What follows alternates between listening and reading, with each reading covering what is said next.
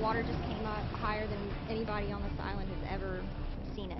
North Carolina's Ocracoke Island was devastated by Hurricane Dorian. Floodwaters rushed in, homes were torn apart, trees and roads were just ripped up. Well, sitting among a group of islands known as the Outer Banks, Ocracoke can only be accessed by boat, ferry, or small plane, making its recovery obviously so much more difficult. As we realized, what kind of devastation we were looking at, it was just heartbreaking. Cars were stuck in water.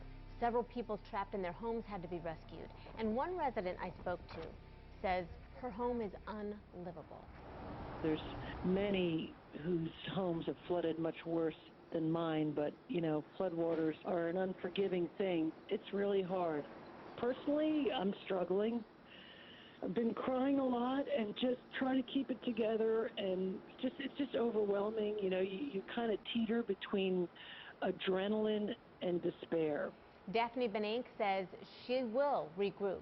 She rode out the hurricane at a restaurant, the back porch, and has made it her temporary home. Oh my God. Now, she says it's one of only 3 or 4 restaurants that are still operational. I just made as much food as I could and started making lunches for our local law enforcement people and, some of the volunteer crews that are coming here. I have to say, the needs are really so great. It's kind of overwhelming. There's a lot of help here right now. It's so far-reaching, the extent of what's been affected. Our school has flooded. The school is currently finding locations that can be used as classrooms. Our main grocery store is in the same position. Our health clinic is also working out of a mobile unit. Water service has been restored on Ocracoke Island, and Daphne says some of the power is back, but the road to recovery still seems very long. I think the biggest challenge maybe for all of us is going to be to just get in the lane where rebuilding is underway, because it's so easy to just be overwhelmed. A singer-songwriter whose brother lives in the Outer Banks wants to help residents rebuild.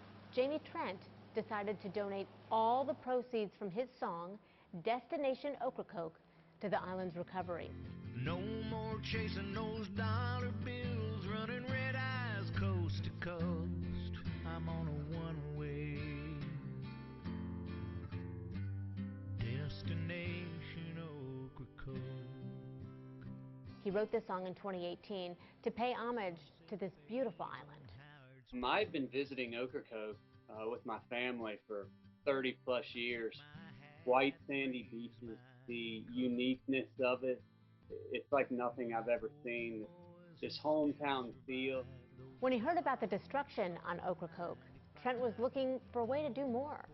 It got me thinking about this song and putting it up on the iTunes and Amazons and places like that. And I've learned through the years, you never know what will catch fire and people will embrace. And I guess my hope was that maybe this song would as a way to bring more money in to help with the fundraising effort. He hopes the people of Ocracoke can rebound as quickly as possible.